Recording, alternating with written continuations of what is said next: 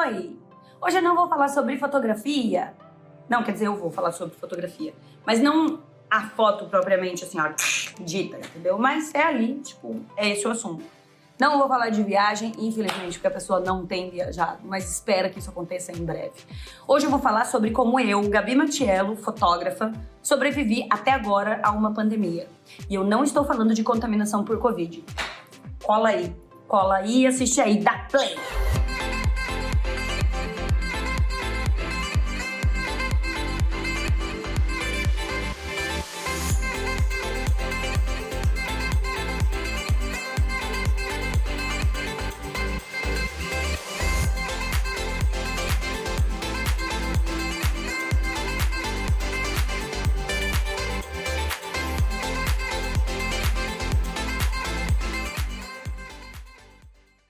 Vou pular a parte que todo mundo sempre fala. Que... Passado foi muito difícil, papapá. Pegou todo mundo desprevenido, muita gente ficou desempregada, papapá. Muita gente morreu, muita gente perdeu entes queridos, familiares. Todo mundo sabe disso. Eu vou pular essa parte, porque assim como eu, você também perdeu gente da família.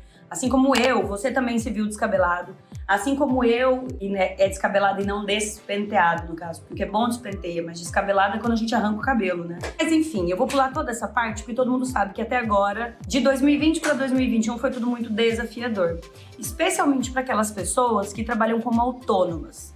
E mais especialmente ainda para aquelas pessoas que trabalham como autônomas e que tenham um trabalho não essencial. Porque do meu ponto de vista, todo trabalho é essencial para colocar comida na mesa e manter a sanidade mental das pessoas, né? Mas enfim, vou contar o que aconteceu bem rapidinho do ano passado pra cá, pra não ser chata com vocês, não demorar muito, não se prolongar demais nesse vídeo, tá? Como aconteceu tudo. Ai, long time ago. Por onde eu começo, gente? É tanta coisa que aconteceu do ano passado pra cá que, olha, gente, acho que eu vou escrever um livro, cara, é sério. Vou retomar, né? Um livro é interessante escrever. Dá pra contar tanta coisa, dá pra contar tragédia, dá pra contar drama, dá pra contar aventura, romance. Acho que eu vou escrever um livro. Recapitula. No ano passado, quando essa história de Covid começou e começou a pipocar no mundo inteiro, todo mundo achava que ia ser só uma espécie de H1N1, né? Tipo, não, isso aí vai ser controlado e tal. E tá beleza. Tanto que eu tinha uma viagem programada pra Indonésia em maio. E até o último minuto eu mantive essa viagem, porque eu achava que eu realmente ia viajar, né? Não fui pra Indonésia, a passagem ainda tá lá. Um dia eu vou. A Indonésia tá lá no mesmo lugar, um dia eu ainda vou. Então, o que aconteceu? Logo que essa história de Covid explodiu no Brasil, especialmente no estado onde eu moro, no Mato Grosso, naquela época eu estava com 20 ensaios de Páscoa vendidos, alguns partos, algumas grávidas, já nem me lembro mais a quantidade, mas assim, a gente tem aí uma média salarial, né? Então, é a média que a gente normalmente faz. E de repente iniciou-se a quarentena em Cuiabá especificamente, na época haviam só 8 casos de Covid em Cuiabá. E não importa se foi cedo ou se foi tarde, começaram a quarentena e tudo fechou. Obviamente o meu trabalho também fechou. Então eu perdi 20 ensaios de Páscoa vendidos, todas as gestantes, todos os partos. Os fotógrafos foram proibidos de entrar nos hospitais porque pelo risco de contaminação e tudo aquilo que a gente sabe, né, hoje, e sem previsão de retorno. Então eu perdi mais um produto da minha fonte de renda, né? Além de perder as gestantes, que tratávamos e ainda são tratadas como grupo de risco, pois são, de fato, grupo de risco. Eu tinha muito medo de me contaminar e contaminar a gestante, porque eu acho que o meu maior medo sempre não foi eu, foram os meus pais e o meu peso, a minha consciência me recriminando, dizendo que eu havia contaminado alguém. Então, tudo foi cancelado e na época eu ganhei R$800 em março. R$800 não paga nem a metade do aluguel. Mas tá bom, ok, tá, pula. Próximo. Nos primeiros 15 dias eu fiquei isolada em casa, como mandou o governo, né? E eu comecei a ver eu comecei a ver... Vocês lembram daquele filme Guerra Mundial Z? Tudo eu comparo com filme, né, gente? Porque a minha memória, ela é fotográfica. Então eu fecho os olhos e eu lembro de como eu me senti no ano passado. Foi muito tenso, porque eu imaginava que ia vir um bicho chamado Covid dentro assim da janela e fazer assim, e me pegar pra fora e me engolir, me devorar e eu não ia sobreviver. Eu tinha medo de respirar. Respira agora, Gabriela. Eu tinha medo de respirar, eu tinha medo de qualquer coisa, né? Então, enfim, fiquei realmente isolada em casa, mas foi quando eu comecei a ter um surto. E aí eu lembro que na sequência algumas pessoas, passou os primeiros 15 dias, algumas pessoas me procuraram pedindo trabalho. E eu falei, cara, eu não posso dar não pra isso, porque dinheiro não cai do céu, né? Assim como viagem também não cai do céu. Eu falei, eu preciso pelo menos fazer o suficiente para eu poder pagar as minhas contas. Eu não queria juntar dinheiro para poder gastar, comprar um carro, enfim, não era essa a intenção. Eu precisava pelo menos me manter. E o que sempre fez com que a minha sanidade mental fosse mantida foi o meu trabalho. Não importa o problema que eu esteja passando, o trabalho sempre me ajuda e sempre me ajudou. Beleza. Retomei os trabalhos, fiz uma publicação no Instagram dizendo para as gestantes que eu estava tomando todos os cuidados, mandei fazer centenas de máscaras personalizadas. Os meus clientes levaram mais da metade embora, porque, né, enfim, fui dando.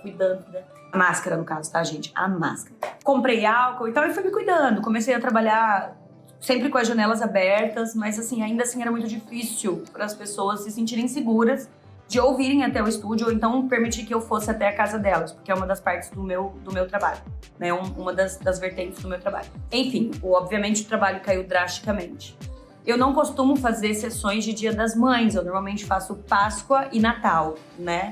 Mas naquela ocasião, como os ensaios de Páscoa foram cancelados, eu arrisquei a fazer o de Dia das Mães, e aí eu tive uma estratégia bem pensada na ocasião, para que eu conseguisse ter um rendimento maior, para que eu conseguisse atingir um público maior. E ao invés de trabalhar um final de semana apenas fotografando 10 famílias por dia, eu estendi o prazo para 10 dias. Me readequei, né, gente?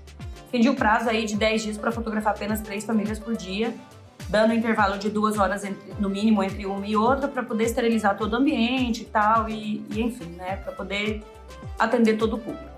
Eu sou uma pessoa muito abençoada, eu sou muito grata por todos os clientes que passaram aqui do ano passado para cá, até hoje, não especificamente só no ensaio de Dia das Mães, mas todos aqueles que acreditaram em mim, que confiaram em mim, e eu não estou falando do meu trabalho, não estou falando da qualidade desse material que eu entrego.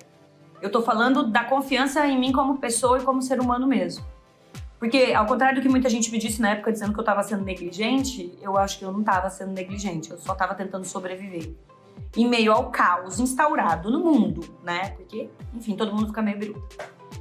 Então, assim, obviamente o trabalho caiu, obviamente o meu rendimento também caiu, eu não podia mais fotografar partos, eu estava presa dentro de casa em uma situação e eu não tinha muita escolha a não ser continuar divulgando o meu trabalho. É óbvio que hoje, depois de 7 anos da profissão, eu tenho um público muito grande, mas ainda assim era difícil, as pessoas têm dificuldade de confiar, né? Porque tem medo, e isso é natural. Então, o que fez com que eu sobrevivesse no ano passado, no comecinho especificamente, depois a coisa fluiu, melhorou um pouco e foi... Não posso reclamar que, graças a Deus, consegui trabalhar e me manter. Mas foram as mini sessões. Elas dão 50 vezes mais trabalho do que uma sessão comum de gestante.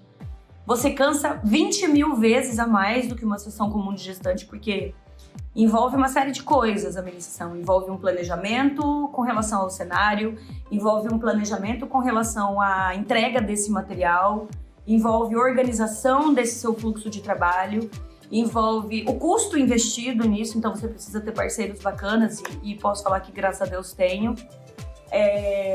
Envolve uma série de coisas, então assim, ela é muito mais trabalhosa do que simplesmente uma sessão de uma gestante ou um parto, embora o parto tenha trabalhos diferentes aí, né? Pesos diferentes. Mas as mini sessões me ajudaram muito. E foi uma estratégia que eu usei porque eu realmente não tinha o que fazer. Eu precisava trabalhar com as mini sessões. Normalmente um equipamento ele tem uma durabilidade aí de até uns 4 anos no ramo que eu atuo, né? Não é o caso de eventos. Não sei se vocês sabem, mas a câmera, assim como o motor de um carro, ela vai desgastando com o tempo, né? E precisa ser substituída. Então as mini sessões, elas fazem com que você gaste mais. Cliques, no caso. A ponto de, no Natal do ano passado, nas mini sessões que eu fiz agora no ano passado, eu fotografei mais de 60 famílias ao longo de 30 dias e foram mais de 25 mil fotos clicadas, feitas, mais de 25 mil fotos que eu olhei uma por uma para saber o que estava boa e o que não estava, para poder entregar para o cliente. Então, assim, elas me salvaram. Outra coisa que me salvou nessa pandemia foi, obviamente, todos os cuidados que eu tomei, porque, graças a Deus, não peguei Covid até agora. Se Deus quiser, eu vou conseguir ser vacinada em junho, que é o calendário de vacinação daqui do Mato Grosso, vantagens de ser mais velho.